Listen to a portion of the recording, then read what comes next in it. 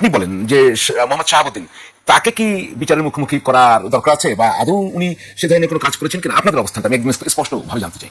আমরা সুস্পষ্ট ভাষায় হাসিনা রেজিমের এবং তার যে ফ্যাসিবাদী অপতৎপরতা কার্যক্রম এবং বিশেষ করে জুলাই বিপ্লবের সময় যে ব্যাপক গণহত্যা, এই সকল কার্যক্রমের ক্ষেত্রে প্রেসিডেন্টকেও শেখ হাসিনার অন্যতম সহযোগী হিসেবে আমরা চিহ্নিত করি এবং সেই হিসাবে আমরা এই বিষয়গুলিকে কোনোভাবেই ইগনোর করার, পাশ কাটিয়ে যাওয়াকে আমরা বৈধ মনে করি না। মনে করি ব্যক্তি যেই হন না কেন তিনি কখনোই বিচারের ঊর্ধ্বে উঠতে পারেন না। কাজেই তার এই বিষয়গুলি অবশ্যই বিচার আওতায় আসা উচিত এবং আমরা তাকে গ্রেপ্তার করে এই বিষয়গুলোকে আমরা বিচারের দাবি জানিয়েছি। আমরা যদি খবর পেয়েছি ধরেন যে উনি এবার চিকিৎসার জন্য দেশের বাইরে যাবেন, তারপরে তিনি তো অলরেডি তার নিজের বাসায় উঠছেন বঙ্গভবন ছেড়ে, তো চিকিৎসার জন্য দেশের বাইরে যাবেন, চিকিৎসার সুবিধা তো সবাই পেতে পারে, সেটা কোনো প্রশ্ন না। কিন্তু আপনার কি মনে হয়, মানে তার দেশের বাইরে তাকে পাঠিয়ে দেওয়া বা তাকে এই স্কোপ তৈরি হচ্ছে কিনা? মানে শেখ হাসিনাকেও তো এখন আমরা দেখছি যে সামরিক পাহারাই তো তাকে পাঠিয়ে দেওয়া হচ্ছে, আপনার তাকে ঘিরে আর কোনো জিনিস আজ করতে পারছেন কিনা আপনারা? এটাই মনে হয় যে উনি দেশের বাইরে চলে যাবেন এবং চিকিৎসার অজুহাতে তিনি বাইরে চলে যাবেন, হয়তো আর দেশে ফিরবেন না এই সময়টায়, এটাই এখন অনুমান করা যাচ্ছে। সেক্ষেত্রে আপনারা যারা রাজনৈতিক দলে আছেন, আপনারা যারা জুলাই আন্দোলনে ছিলেন, আপনারা যারা নির্বাচনে অংশ নিয়েছেন, পাশ করা না করার পরের কথা, আপনাদের অবস্থানটা কি হবে? মানে আপনারা কি খালি টকশোতেই কথা বলবেন না মুভ নিচ্ছেন? আমি সেটা একটু বুঝতে চাচ্ছি। না, আসলে আমরা এখন যে কোনো বিষয়ে আন্দোলন করা বা মাঠ পর্যায়ে কোনো কর্মসূচি পালন করা একটা সময়টাও প্রতিকূল অনুকূল না এই হিসেবে যে এটা সরকার ক্ষমতাসীন হয়েছে অল্প মাত্র 5 মাস তারা ক্ষমতা দায়িত্ব পালন করছে, খুব বড় কোনো ইস্যু না হলেই আমরা এখনই সরকারকে কোনো ধরনের সরাসরি চ্যালেঞ্জ করতে চাই না। এখন রাষ্ট্রপতির যে বিষয়টা, সেখানে আইনগত কিছু বিষয় আছে, সেই সাথে এখানে আমরা আমাদের দাবিটা জানাচ্ছি। উনি ব্যক্তিগতভাবে কতটুকু কি অন্য অপরাধ করেছেন সেটা হচ্ছে বড় বিষয়। হলো এটা গুরুত্বপূর্ণ জায়গায় থেকে তিনি এই যে গণহত্যা এবং জুলাই যে গণহত্যা, বিশেষ করে ওনার সময়টায়, এটার সময় উনি বাংলাদেশের রাষ্ট্রপতি ছিলেন, দায়িত্বে ছিলেন। শেখ হাসিনা যেভাবে ওই সময়টায় তাকে পালিয়ে যেতে সুযোগ দেওয়া হয়েছে, রাষ্ট্রপতিকেও সেই সুযোগটা যদি সরকার দেয় তাহলে আমি মনে করবো যে সরকারের উপর এটা দায় থেকে যাবে। কিন্তু প্রফেসর ইউনূস সরকারের ছিল, আপনি একটা ইউনিক ঘটনা আপনাকে আমি বলতেই চাই যে মোহাম্মদ শাহাবুদ্দিন তিনি আওয়ামী লীগের সময়ের রাষ্ট্রপতি, তিনি অন্তর্বর্তী সরকারের সময়ের রাষ্ট্রপতি, তিনি বিএনপির অল্প সময়ের রাষ্ট্রপতি। আপনি কিন্তু বাংলাদেশে আর কোনো রাষ্ট্রপতি থেকে 3 ধরনের সরকারে দেখবেন না, নাই। তো এইটা কেন? মানে ইউনূস সরকারই তো ব্যবস্থাটা নিতে পারতো, মানে এটি তাহলে এই দায় দায়িত্ব কি ইউনূস সরকারকে নিতে হবে না? আবার একই সঙ্গে প্রশ্নটা আবার রিপিট করবো, বিএনপির কি এমন যে তাকে রাখতে হলো বা তার কি কোনো স্বার্থ আছে? সেটা পরে আসছে, এখানে আসছে ইউনূস সরকারটা। ইউনূস সরকার, আমি যেটা বুঝি, শুধু ইউনূস সরকারের একটা দায় না, অবশ্যই প্রধান দায় ইউনূস সরকারের আসবে। তবে ইউনূস সরকার যে প্রক্রিয়ার মধ্য দিয়ে ক্ষমতা গ্রহণ করেছে, সেটা তো প্রেসিডেন্টের যেই মাধ্যমে, প্রেসিডেন্টের তত্ত্বাবধানে বা প্রেসিডেন্টের তাকে ক্ষমতায় রেখে সে অবস্থার মধ্য দিয়ে ইউনূস সরকার ক্ষমতা গ্রহণ করেছে এবং ক্ষমতা পরিচালনা করেছে। এই সময়টায় ইউনূস সরকারের যে এই ধরনের ম্যান্ডেট বা এরকম অবস্থা ছিল কিনা সেটা বিবেচ্য বিষয়। যে রাষ্ট্রপতিকে যদি তার বিরুদ্ধে কোনো ব্যবস্থা গ্রহণ করতে হতো তাহলে বড় ধরনের একটা পরিবর্তন আনতে হতো, আবার একজন রাষ্ট্রপতি নির্বাচন করা, এই বিষয়গুলো ছিল। তো অন্তর্বর্তীকালীন সরকারের যেই গণভিত্তি বা তার আইনগত তাদের যে অবস্থান, নির্বাচিত সরকারের মতো তো অবশ্যই না। সেই দুর্বল জায়গা থেকে সেই সরকার রাষ্ট্রপতির সাথে এরকম কোনো পদক্ষেপ নেওয়ার, তার ব্যাপারে তার বিরুদ্ধে কোনো অ্যাকশনে যাওয়ার মতো ইউনূস সরকারের সেই সীমাবদ্ধতা ছিল আমি মনে করি। তবে সকল রাজনৈতিক পক্ষ যদি একমত হয়ে, দেশের অন্যান্য স্টেক যদি একমত হয়ে এই বিষয়টায় কোনো সিদ্ধান্ত গ্রহণ করতে পারতো তাহলে হয়তো সেই বিবেচনা করা যেত, কিন্তু আমরা সেটা তো দেখি নাই। অন্তর্বর্তীকালীন সরকার আমলেও রাজনৈতিক বড় বড় পক্ষগুলো এই ব্যাপারে তাদের ঐকমত্য ছিল না। কাজে সেই জন্য ইউনূস সরকারের দায়িত্ব অবশ্যই আছে, কিন্তু এই লিমিটেশনও ছিল। বিএনপির স্বার্থ কি ছিল এই যে 3-4 মাস হয়ে গেল? তারপর বিএনপির বিষয়ে মানে বিএনপির একটা অঙ্ক বিএনপির জায়গা থেকে স্বাভাবিকভাবেই করে থাকতে পারে। সেটা হলো যে যেহেতু প্রেসিডেন্টের মেয়াদ থাকে 5 বছর মেয়াদী, তো বিএনপি সরকার ক্ষমতায় শপথ নেওয়ার পর থেকে তাদেরও মেয়াদ 5 বছর। 5 বছর পরে স্বাভাবিকভাবে একটা তত্ত্বাবধায়ক সরকার আসবে, ইতিমধ্যে সাংবিধানিকভাবে সেটা পুনর্বহাল হয়েছে। আবার বিএনপির কমিটমেন্টও আছে তত্ত্বাবধায়ক সরকার ফিরিয়ে আনার। সবকিছু মিলিয়ে একটা তত্ত্বাবধায়ক সরকার আসবে স্বাভাবিক হিসাবে 3 মাস মেয়াদী। তো সেই তত্ত্বাবধায়ক সরকারের আমলটায় প্রেসিডেন্টের যে অবস্থানটা সেটা খুবই গুরুত্বপূর্ণ, অত্যন্ত সিগনিফিকেন্ট রোল প্লে করতে হয় সেই সময়টায় প্রেসিডেন্টকে। তো এখন যদি যে প্রেসিডেন্ট নির্বাচিত হবেন, স্বাভাবিকভাবেই তার 5 বছরের মেয়াদ সেই সময়টায় কভার করে পরবর্তী গভর্নমেন্টের আরেক লম্বা সময় তিনি পেয়ে যাবেন। তো আমার মনে হয় যে সেই অ্যাডভান্টেজটা গ্রহণ করার মতো একটা চিন্তা বিএনপির থাকাটাই স্বাভাবিক। বিএনপির আর কোনো তার প্রতি সফট কর্নারের কারণ আছে কিনা আপনার কি মনে হয় এখন পর্যন্ত? আরো একটা সফট কর্নারের সেটা একটা কারণ থাকতে পারে, যেটা আমরা মনে করি 2টা পয়েন্ট, এখানে একটা না শুধু। একটা তো হলো যে বিএনপির পূর্ণ এই নির্বাচন পূর্ববর্তী সময়টা, 5ই আগস্টের বিপ্লব পরবর্তী সময় থেকে 12ই ফেব্রুয়ারি পর্যন্ত বিএনপির মধ্যে একটা বিষয় খুব অস্থিরতা আমরা লক্ষ্য করেছি, যে কোনো মূল্যে দ্রুত নির্বাচন হোক। নির্বাচন যেন কোনোভাবেই, কোনো কারণেই, একদিনও এক মুহূর্ত যেন বিলম্বিত না হয়।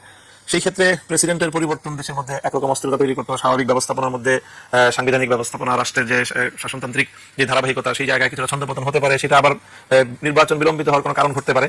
এই কারণে বিএনপি যেভাবেই ছিল সেভাবেই একটা নির্বাচন হয়ে ক্ষমতায় যাওয়ার একটা তারা বিএনপির মধ্যে ছিল, আমরা লক্ষ্য করেছি। আরেকটা বিষয় হয়ে থাকতে পারে, সেটা হলো যে বিএনপি যে ক্ষমতায় এসেছে বা নির্বাচনে এসে তারা এইভাবে ক্ষমতা বিজয়ী হয়ে ক্ষমতা গ্রহণ করলো, আমার কাছে মনে হয় যে এই জায়গাটায় বিএনপি সাদা চোখে শুধুমাত্র জনগণের ভোটেই নির্বাচিত হয়ে ক্ষমতায় চলে এসেছে, ব্যাপারটা এভাবে ঘটে নাই। বরং এখানে বিএনপি চেয়ারম্যান তারেক রহমান সাহেব বাংলাদেশে এসেছেন, আসার আগে তিনি বলেছেন স্পষ্টভাবেই যে দেশে আসাটা শুধু ওনার নিজের একক ইচ্ছার উপরে নির্ভরশীল না, এখানে আরো অনেকের ইচ্ছার বিষয় আছে। খুবই রহস্যময় কথা ছিল, যেটা আমরা কখনোই এটার কোনো খোলাসা, এর কোনো সন্তোষজনক কোনো উত্তর আমাদের কাছে নেই। আমরা সেখান থেকে সন্দেহ করতেই পারি যে এমন কিছু বিষয় আছে যেগুলো সাধারণ মানুষের মানে জ্ঞাতের বাইরে। তো সেই জায়গাটাতেও বিএনপির যেই জায়গাগুলোতে বিএনপিকে একটা ম্যানেজ করে ক্ষমতা পর্যন্ত আসতে হয়েছে, ক্ষমতা চালাতে হচ্ছে, সেই জায়গাগুলো থেকেও প্রেসিডেন্টের ব্যাপারে কোনো ধরনের বাধ্যবাধকতা ছিল, সেটাও বিএনপিকে রক্ষা করতে হচ্ছে। তো কি মনে হয় যে আরো 3 মাস রাখলে তো আরো সুবিধা হতো, তাদের গভর্নমেন্ট তত্ত্বাবধায়ক সরকারের পরে চাইলে তাদের প্রেসিডেন্ট আরো 6 মাস থাকতো, তাহলে কি এই শেখ হাসিনার সাম্প্রতিক কোনো ঘোষণা, দেশে ফিরে আসা, এর সাথে তার সরিয়ে দেওয়ার সম্পর্ক, অথবা যেটি পত্রিকা এসছে কিন্তু যদিও বিএনপি অস্বীকার করে যে শেখ হাসিনার সাথে লন্ডনে গিয়ে ফোনে যোগাযোগ, আপনারা কি মনে করেন? আমি মনে করি যে এইভাবে যেভাবে বিএনপি এটাকে রিপ্রেজেন্ট করছে, ঘটনাটা একটু হতেই পারে না। যে স্বাস্থ্যগত কারণে যে উনি পদত্যাগপত্র দিলেন আর উনি পদত্যাগপত্র গ্রহণ করে নেওয়া হলো, এটা কোনোভাবে বিশ্বাসযোগ্য বিষয় না। এখানে অবশ্যই কিছু কারণ আছে যেটা জনগণের সামনে ওপেন করা হয়নি, এবং সেটা এমনই কিছু একটা হবে যেটা বিএনপি নিজের অস্তিত্বের জন্য আশঙ্কাজনক মনে করেছে, অথবা বাংলাদেশের রাষ্ট্রের জন্য কোনো ধরনের আশঙ্কাজনক অপতৎপরতার সাথে প্রেসিডেন্টের কোনো সংশ্লিষ্টতা বিএনপির সামনে প্রমাণ হয়েছে বিধায় বিএনপি তাকে ক্ষমতায় রাখাটা কোনোভাবেই নিরাপদ মনে করেনি। বিএনপির জন্য তিনি আর নিরাপদ ছিলেন না। বিএনপির জন্য, অথবা আমি বলবো শুধু বিএনপির জন্য না, হয়তো রাষ্ট্রের জন্য নিরাপদ না। বিএনপিকে আমি মানে এই সুধারণা রাখতে পারি যে কোনো, অর্থাৎ এত সরল ভাবে উনি যে গিয়েছেন, ব্যাপারটা সরল নয়। অবশ্যই আপনার কথা শুনবো।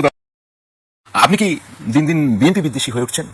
না, বিএনপি বিদ্বেষ না, এখানে বিএনপি ক্ষমতায় আছে।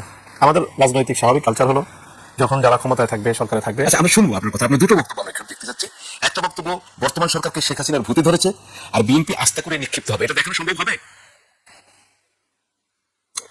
এরপরের যে বিপ্লবটা হবে, সেই বিপ্লবের মধ্য দিয়ে বিএনপি ইতিহাসের আস্থা করে নিক্ষিপ্ত হয়ে যাবে। বিএনপি তোমরা সেই বিপজ্জনক পথে হাঁটো। ফ্যামিলি কার্ড আর কৃষক কার্ডের মাধ্যমে যদি 70% মানুষের ভোটাধিকার নিয়ে ছিনিমিনি খেলবার চেষ্টা করো, যে পথে গিয়েছে শেখ হাসিনা, সেই পথেই যাবে তারেক জিয়া। পুরোটা নাইবা দেখলাম, যে পথে গিয়েছে শেখ হাসিনা সে পথে যাবে তারেক জিয়া, আর হচ্ছে আস্থা করে নিক্ষিপ্ত হবে। এই প্রেক্ষাপটগুলো কেন আপনাকে খুব কঠোর সমালোচক মনে হচ্ছে এখন? হ্যাঁ, প্রথমেই তো বললাম আমি, সরকারে যেই থাকবে বিরোধী দল হিসেবে বা রাষ্ট্রের একজন রাজনীতিবিদ হিসেবে আমি এই সরকারকে সমালোচনা করবই। আমরা এর আগে 91 সালে যখন বিএনপি ক্ষমতায় ছিল, তখনও বেগম জিয়াকে আমরা কঠোর ভাষায় সমালোচনা করতাম, তো এখনো সমালোচনা করতেছি। আমাদের এইবারের সমালোচনার মূল জায়গাটা হলো যে গণভোটের যে রায় এবং জুলাই বিপ্লবের যে আকাঙ্ক্ষা, বিএনপি এই ব্যাপারে একেবারে সম্পূর্ণ আমাদের চিন্তা এবং আমাদের আকাঙ্ক্ষার সম্পূর্ণ বিপরীত মেরুতে অবস্থান করছে। আমরা মনে করি যে বিএনপির বর্তমান এই অবস্থাটা গণরায়ের বিরুদ্ধে, জুলাই আকাঙ্ক্ষার বিরুদ্ধে বিএনপির এই অবস্থাটা খুবই আপত্তিকর, এবং কঠোর ভাষায় এটার সমালোচনা করার মতোই এই বিষয়টা। আর যে কথাগুলি আমি বলছি সেগুলো সবই সতর্কতামূলক। যদি তোমরা এটা না করো, স্বাভাবিকভাবেই এটা বিএনপির প্রতি আমার এক ধরনের কল্যাণকামিতা, তাদের প্রতি আমার এক ধরনের শুভকামনার থেকেই যে ঠিক, যদি এটা স্বাভাবিক কথা যে আপনি যদি শেখ হাসিনার পথে হাঁটেন, তাহলে পরিণাম আপনার শেখ হাসিনার মতোই হবে। আপনি যদি শেখ হাসিনা যে কাজটা করেছিল, শেখ হাসিনা এটাই করেছিল। আপনি কিন্তু বলছেন তাকে শেখ হাসিনার ভূতেও ধরেছে। হ্যাঁ, শেখ হাসিনার ভূতটা এই সুনির্দিষ্টভাবে আমি যেটা বলছি এখন ব্যাপকভাবে বিভিন্ন সমাবেশগুলোতে, যে শেখ হাসিনা একটা নতুন গণতন্ত্রের ডেফিনেশন সামনে এনেছিল, উন্নয়নের গণতন্ত্র। মানে উনি উন্নয়ন করে দিচ্ছেন, উনি পদ্মা সেতু করে দিয়েছেন, সুতরাং দক্ষিণবঙ্গের আর অন্য কোনো গণতন্ত্রের প্রয়োজন নেই। ঢাকাবাসীর জন্য মেট্রো রেল করে দিয়েছেন, কাজে উন্নয়নের গণতন্ত্র। অর্থাৎ উন্নয়ন হলে মানুষের আর গণতন্ত্রের প্রয়োজন নাই, অথবা উন্নয়ন করার নামই হলো গণতন্ত্র। এটাই ছিল শেখ হাসিনার গণতন্ত্রের ডেফিনেশন। বর্তমান সরকারকেও আমরা দেখছি যে তাদের ক্ষমতার সূচনাটাই হলো খুবই বাজে একটা সিদ্ধান্তের মধ্য দিয়ে। তারা সেটা হলো গণভোটের রায়টাকে যে তারা যেভাবে ডিনাই করলো, যে 70% মানুষ গণভোটে হা দিল, তারেক জিয়া সাহেব নিজে গণভোটে হায়ের পক্ষে ক্যাম্পেইন করলেন যে কোনো পরিস্থিতির সম্মুখীন হয়ে, কিন্তু সেই গণভোটের রায়টাকে তারা তুড়ি মেরে মানে একেবারে শেষ করিয়ে দিলেন। কাজে সেই জায়গাটা থেকে এই ধরনের কঠোর কথা বা এরকম কঠোর অবস্থান একটা সরকারের আরো পরের দিকে বিরোধী দলকে দিতে হয়। কিন্তু এই সরকারের যাত্রাটাই তো শুরু হলো গণভোটের রায়কে অস্বীকার করার মধ্যে দিয়ে। কাজে এই জন্য এখান থেকে আমরা বলতে বাধ্য হচ্ছি কথাটা, ভোটটা হলো ওই জায়গাটায় যে সে জনগণের রায়কে, জনগণের ভোটাধিকারকে সম্পূর্ণরূপে একেবারে অকার্যকর করে দিয়ে উন্নয়ন দিয়ে তিনি সাথে রিপ্লেসমেন্ট চাইছিলেন। মনে হচ্ছে বর্তমান সরকার ফ্যামিলি কার্ড আর কৃষক কার্ড দিচ্ছে, এটাই তার গণভোটের রায়কে ডিনাই করার এবং জনগণের রায়ের রিপ্লেসমেন্ট এটা, যে আমি তোমাকে উন্নয়ন দিচ্ছি, তোমাকে টাকা দিচ্ছি, কাজেই তোমার ভোটাধিকার না থাকলে সমস্যা নেই। তো কাজেই আমি মনে করি এটা বিএনপির জন্য অবশ্যই খুব বিপজ্জনক, এবং ঠিক এটা সেই শেখ হাসিনার মতোই একটা মনোবৃত্তি। কাজেই শেখ হাসিনার সেই ভূত এখন বিএনপির ঘাড়ে সওয়ার হয়েছে। এই ভূত তাড়ানোর জন্য আমরা চেষ্টা করছি। ভূত তাড়াবেন কিভাবে? ভূত তাড়াবার মন্ত্র বা ওষুধ আপনাদের সেই সক্ষমতা বা জনসমর্থন আছে? অবশ্যই দেখেন, এটা যে এবারে যে বিএনপি যে জায়গাটা নিয়ে খেলছে সেটা হলো যে গণভোটের রায়। তো বিএনপি, আমাদের কাছে তো এই তথ্য আছে যে বিএনপি কিন্তু নির্বাচনের আগে যখন জুলাই সনদের বিষয় নিয়ে গণভোটের একটা ব্যালট দাঁড়ালো, সেই ব্যালটে 4টা প্রশ্ন আনলো, তখন বিএনপি কিন্তু সিদ্ধান্ত নিয়েছিল যে তারা না ভোটের পক্ষে ক্যাম্পেইন করবে, এবং তারা তাদের সাংগঠনিক ওয়েতে তারা না ভোটের পক্ষেই সারা দেশে তাদের ভোটারদেরকে, তাদের সংগঠনকে তারা সেই ধরনের নির্দেশনা দিয়ে দিয়েছিল। মাঠ থেকে যে রিফ্লেকশনটা আসছে সেটা হলো যে যদি গণভোটের রায়ের পক্ষে তারা এভাবে ওপেনলি নেমে যায়, তাহলে জুলাই বিপ্লবের মাধ্যমে এই বাংলাদেশের মানুষের জুলাইয়ের প্রতি, জুলাই বিপ্লবের প্রতি এবং জুলাই চেতনার প্রতি তাদের বাংলাদেশের মানুষের যে বিপুল উচ্ছ্বাস, সেটা বিএনপির জন্য একটা বড় ধরনের বুমেরাং হতে পারে। এবং সেক্ষেত্রে আমরা বলি যে আমছালা দুটো যাওয়ার আশঙ্কা করেছে বিএনপি, যে না এর কারণে শেষ পর্যন্ত তাদের প্রতীকের উপরে ভোটের নেগেটিভ ইম্প্যাক্ট হতে পারে। সেই কারণেই তারেক জিয়া প্রকাশ্যে গণভোটে হায়ের পক্ষে বলতে বাধ্য হয়েছেন। কাজেই আমরা মনে করি যে বিএনপি এই গণভোটের বিপক্ষে যদি এভাবে তার অবস্থান বহাল রাখে, এবং সে সংস্কার করার যে কমিটমেন্ট ছিল, 31 দফার প্রথম দফা হলো তার সংবিধান সংস্কার করা, গণভোটে হায়ের পক্ষে বলে সেই সংস্কার করা কমিটমেন্ট করেছেন, এবং গণভোট যে অনুষ্ঠিত হবে সেটা একটা সেটেল বিষয়, এবং সকল রাজনৈতিক দলগুলোর মধ্যে আলোচনার মাধ্যমে এটা নির্ধারিত হয়েছে যে আমরা গণভোটের মাধ্যমে জুলাই সনদকে বাস্তবায়ন করব। তাহলে এই সবগুলি বিষয় তো বিএনপি একেবারে সম্পূর্ণরূপে এখন সে তার অঙ্গীকার থেকে, বিএনপি তার কমিটমেন্ট থেকে 90% ডিগ্রি। তাহলে কি শেখ হাসিনার পথে কতটা হাঁটছে? মানে যদি হাঁটে বলেন, এখন আপনি কতটা হাঁটতে দেখছেন? এই যে আমরা দেখছি এখন এই হাঁটাটা যদি অব্যাহত রাখে এবং শেষ পর্যন্তই যদি বিএনপি এই সংস্কারের বিষয়ে কোনো দাবি না মানে, মিনিমাম একটা কম্প্রোমাইজ করে যদি জুলাই সনদকে সংস্কারের মাধ্যমে সংবিধানে রিপ্লেস করার পথে যদি বিএনপি একেবারেই না হাঁটে, বিএনপির রাজনীতির জন্য অনেক বড় ধরনের একটা বাজে একটা কারণ হয়ে দাঁড়াবে। কি ধরনের পরিণতি হতে পারে? হ্যাঁ, পরিণতি হবে বিএনপি ব্যাপক জনসমর্থন হারাবে। নতুন জেনারেশন যারা জুলাইকে শেখ হাসিনার পথেই যাবে। শেখ হাসিনার পথ এটাই যে গণবিচ্ছিন্ন হয়ে যাওয়াটাই হলো মূল পরিণাম। আমরা একটু অন্য পর্যায়ে যাই। আমি জানি না সেই কোন প্রেক্ষাপটে, যে আপনি তো আফগানিস্তানে গিয়েছিলেন, আপনি এর আগে পাকিস্তানে গিয়েছিলেন, পাকিস্তানের অ্যাম্বাসিডর এখানে আপনার সাথে দেখা করেছে, একটি বক্তব্য আপনার ভাইরাল, আমি জানি না সেটা প্রেক্ষাপট কি। সেখানে আপনি বলছেন যদি দেখা যায় ভেঙে ফেলা পাকিস্তান, টুকরো করে দাও পাকিস্তান, গাদ্দারি পাকিস্তান।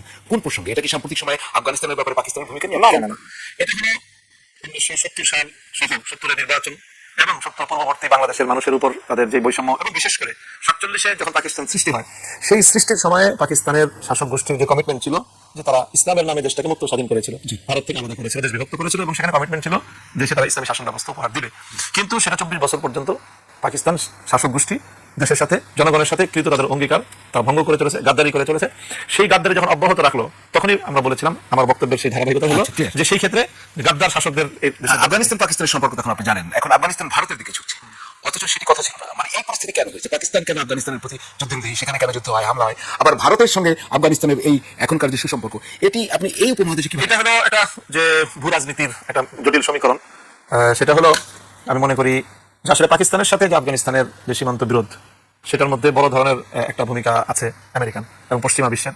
পশ্চিমা বিশ্ব কোনোভাবেই আফগানিস্তানকে এখনো পর্যন্ত তারা কোনোভাবেই সহজীকরণ করতে দিচ্ছে না, এবং স্বাভাবিকভাবে রাষ্ট্রীয় কার্যক্রম পরিচালনা করার স্পেস দিচ্ছে না দেওয়াটা হলো পশ্চিমা বিশ্বের পলিসি। সেই জায়গা থেকে পাকিস্তানের সাথে পশ্চিমা বিশ্বের, বিশেষ করে পাকিস্তান আর্মির সাথে তাদের যে ভালো সম্পর্ক, সেই জায়গা থেকে আর্মি তাদের দ্বারা এখানে প্রভাবিত হয়ে আমি মনে করি যে আফগানিস্তানের সাথে বিরোধী এটা একটা বড় কারণ।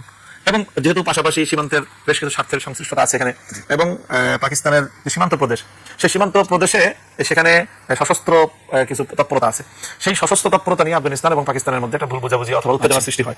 এই সমস্ত কারণে আমি যেটা বুঝি যে পাকিস্তানের সাথে আফগানিস্তানের একটা উত্তেজনা এবং বিরোধ। ভারতের সাথে যে বিষয়টা, সেটা সম্পূর্ণ ভিন্ন একটা জায়গা। ভারতের সাথে আমি মনে করি ভারতের সাথে আফগানিস্তানের যে সক্ষতা দেখা যায়, এটার সাথে পাকিস্তানের বিরোধের আমি কোনো যোগসূত্র আমার কাছে মনে হয় না। আমার কাছে মনে হয় যোগসূত্র আরেকটা জায়গায়। সেটা হলো যে ভারতের কাছে দুইটা বিষয় আছে। একটা হলো বিগত আমলটায়, অর্থাৎ বর্তমান এই আফগানিস্তানে যে তালেবান সরকার আছে বা ইমারাত ইসলামের সরকার, এই সরকার আসার আগে ওই সরকারের আমলে ভারতের আফগানিস্তানে বিপুল বিনিয়োগ ছিল, বড় বড় রাষ্ট্রীয় প্রজেক্টে তাদের অনেক বিনিয়োগ আছে। সেই বিনিয়োগগুলো বর্তমান সরকারের সাথে যদি তারা সম্পর্ক কন্টিনিউ করতে না পারে, সেই বিনিয়োগগুলো ঝুঁকির মুখে পড়বে। এটা হলো ভারতের একটা বড় নিজস্ব স্বার্থের বিষয়। দ্বিতীয় স্বার্থের বিষয় হলো এখানে আফগানিস্তানের ব্যাপক সুযোগ নিচ্ছে হলো চায়না, নতুন একটা সদ্য স্বাধীন দেশ, 50 বছরের যুদ্ধ বিধ্বস্ত দেশে বিশাল একটা ইকোনমিক একটা মার্কেট সেটা। তো সেই মার্কেটে যেন একচেটিয়া চায়না সেখান থেকে লাভবান হতে না পারে, সেই জন্য চায়নার সাথে প্রতিযোগিতামূলকভাবে ভারত সেখানে অগ্রসর হচ্ছে।